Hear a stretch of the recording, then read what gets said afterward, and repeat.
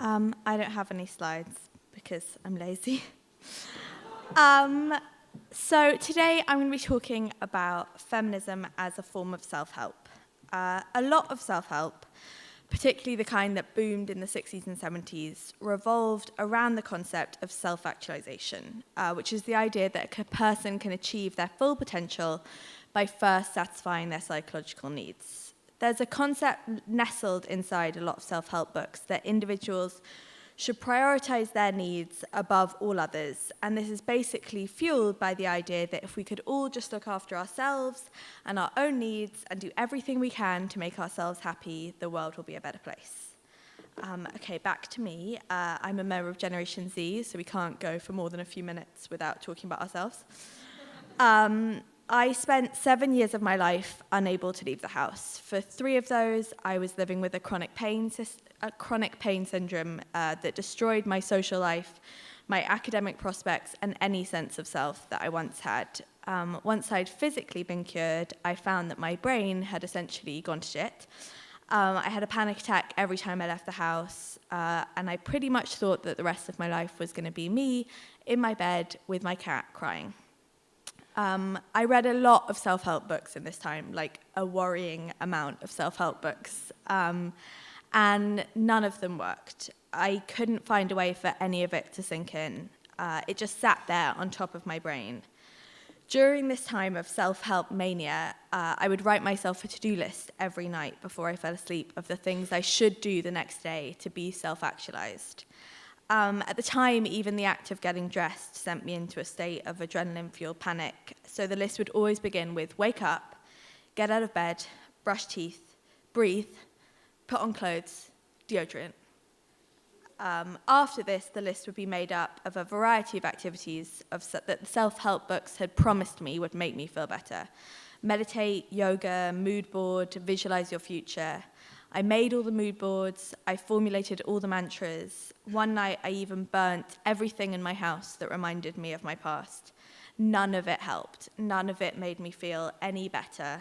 And my mum is still really angry about the fire.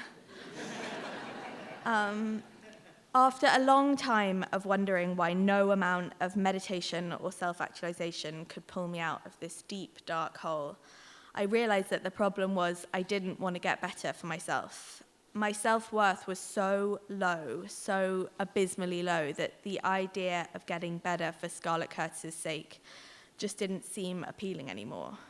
And then after years of therapy and yoga and massage and crystals and acupuncture and self-help book after self-help book, I discovered this one self-help book that changed my entire life.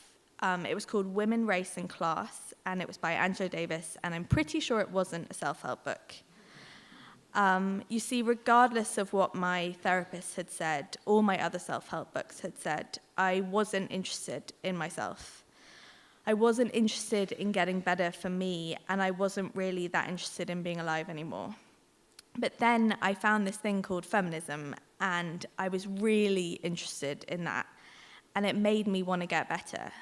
It made me want to get better so I could be a part of this thing, this collective thing, this movement that didn't really have anything to do with me, that didn't really care all that much about middle-class white girls, but was all about joining together with all the other people on this planet to make our world a better place for women and men. And suddenly, out of the blue, I had something to get better for. I had something to fight for. And it wasn't my life, and it wasn't my brain or my sense of self. It was a collective self that I could join. And for the first time in 7 years, I felt like I was a part of something that wasn't just me in my bed with my cat.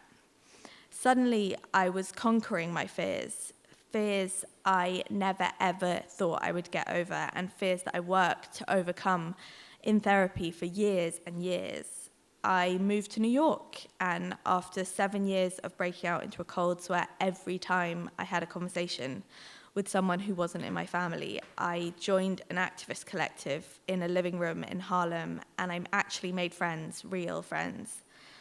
Me, a girl who was deathly afraid of crowds and public transport, took a 7-hour bus from New York to DC for the Women's March and felt my body pressed up against the thousands of other women who were demanding change. I read, and I studied, and I learned, and I revised everything I had ever known about the true meaning of privilege and equality and liberation. I moved back to London, and I met my best friend because we both cared about the same politics, and together, along with the weight of thousands of other young girls across the UK, we've managed to be a part of movements to change 2 laws in Britain to make the world a better place for women. I finally feel like I'm a part of something. I'm a small part of something huge and historical. I'm part of something, and it's given me friends and enemies and a better understanding of my place in this world than I ever dreamed of having. Feminism is my self-help, and it has nothing to do with the self. I don't actually believe that human beings are as selfish as we like to make out. We do a lot of selfish things, but we also do a lot of amazing, seriously non-selfish things. We join movements that are advocating for the rights of others. We sign petitions, we stand on picket lines, and we meet in living rooms and basements of each other's houses and come up with plans to change laws and save the world.